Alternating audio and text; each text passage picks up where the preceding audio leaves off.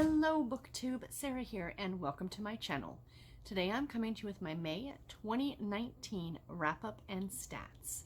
So in this video I'm going to go through all my stats for the month, which I do love talking about, and I'm going to tell you guys about the challenges and how I did on them this month, and I'm also going to quickly talk about the top 5 books that I read in the month of May.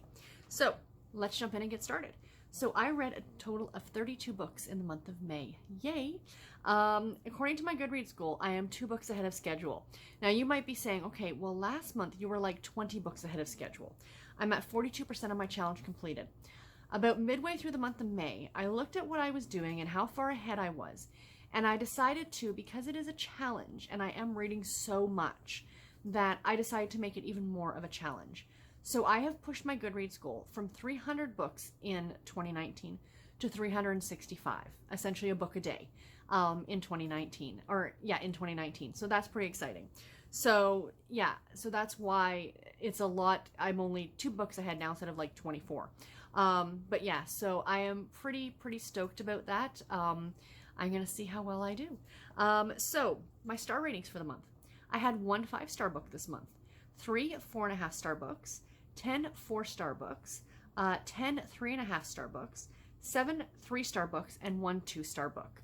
If you saw my last weekly reads that came up on Saturday, you know that it was Maybe Someday by Colleen Hoover. I couldn't stand that book. It was all kinds of horrible. Go ahead and watch that video if you want to see my rant on that book. I read 15 contemporary romance novels, 5 middle grade fiction novels, 3 historical romance, 2 historical fiction, 2 paranormal, 2 romantic suspense, 1 erotic novel, 1 nonfiction history, and 1 women's fiction novel. For the Harlequin imprints, I like keeping track of which ones of these I read every month. And I read 1 book from each of these imprints: Dare, Desire, Historical, Love and Laughter, Romance, Romantic Suspense, Special Edition, and Temptation. I read 23 adult novels. I read 5 middle grade novels, 2 YA, and 2 new adult. Who knew? Me, who has an issue with the whole new adult thing, I read 2 of them. And I liked one of them and the other one not so much. I read 9 books published in the 1990s. I read 5 books published in the 2000s. I read 17 books published between 2010 and 2018. And I read 1 book published this year in 2019. I read 13 books on audio, 9 in mass market paperback, 9 ebooks, and 2 hardcover editions. All 32 of the books that I read this month were novels. There were no novellas or anything like that. 27 of the books that I read were all part of series. 7 were standalone. Of those 27, the math's not right. Okay. Of those 27 that were part of a series, 10 were new series that I started, and 17 were part of ongoing series, so that's not too horrible.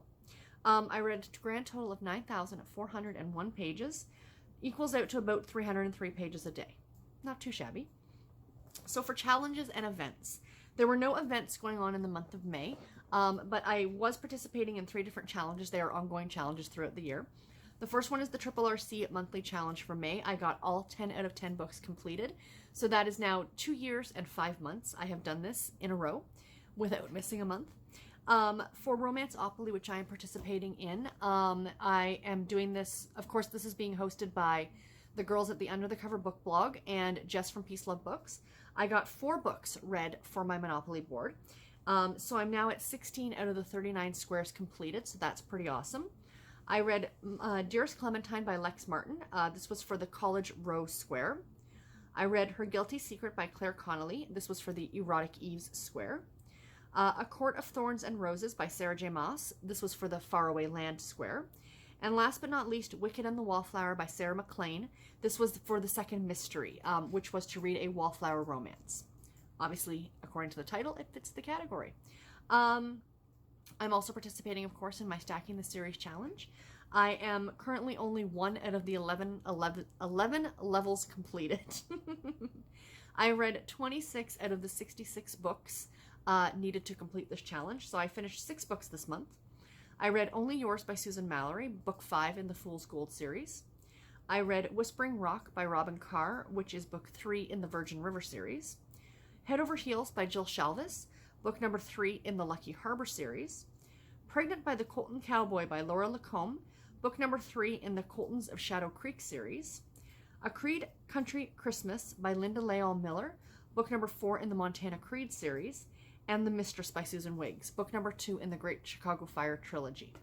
Sorry for banging the table if I did.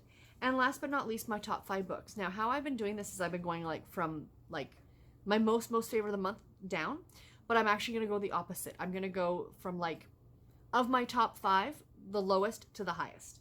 So, first up, we have A Duke by Default by Alyssa Cole. I gave this one 4 stars. This was a great contemporary romance novel about a woman who gets an internship to learn how to make swords in Scotland, and she falls for a guy who turns out to end up being a duke.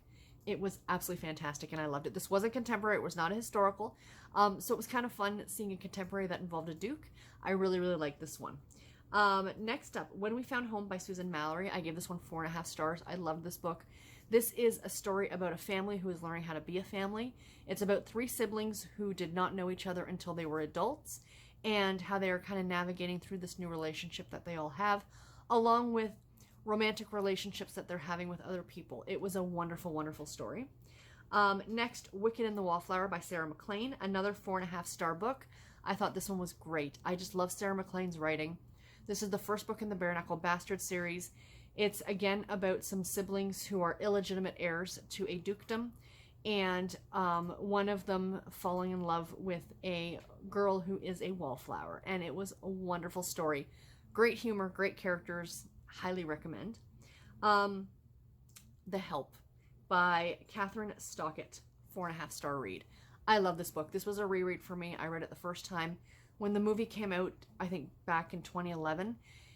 And this is such a great story. It's such a great historical fiction novel during the time of equal rights, and about a girl who is essentially wanting to write a book, what it's like to be a colored person in Mississippi and working as a maid for a white family.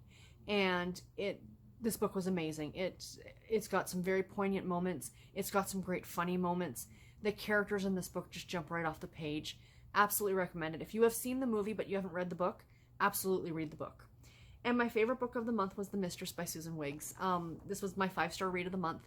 This is not one of the best books ever written, don't get me wrong, but it's such a delightful story. I absolutely love the Great Chicago Fire trilogy. This is the 2nd book.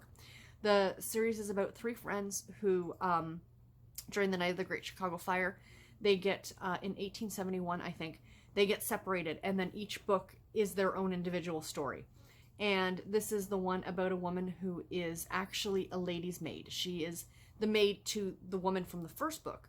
But you do not have to read these books in order. They do read out of order, because the only part that you're getting the same is that beginning part. And she has kind of been dressed up as a lady for the night, because they're trying to win a bet. She's trying to sneak into this ball. And, if she's dressed the right way, people will think she's part of the upper class. And so this con artist thinks that she is, and he kind of, they think they're both going to die. So it's one of those, let's get married. And then they both realize that that they've been lying to each other. It was such a great story. I absolutely loved it. Susan Wiggs does some great, great historical writing, and I highly recommend it. So anyway, guys, that is it for this video. I do hope that you enjoyed it. Please let me know in the comments below if you've read any of these books that I talked about. What did you think about them? Or what was your favorite book that you read in the month of May? Because I'd love to know that too. And until my next video, everybody, take care and happy reading. Thank you all so much for watching. Bye, guys.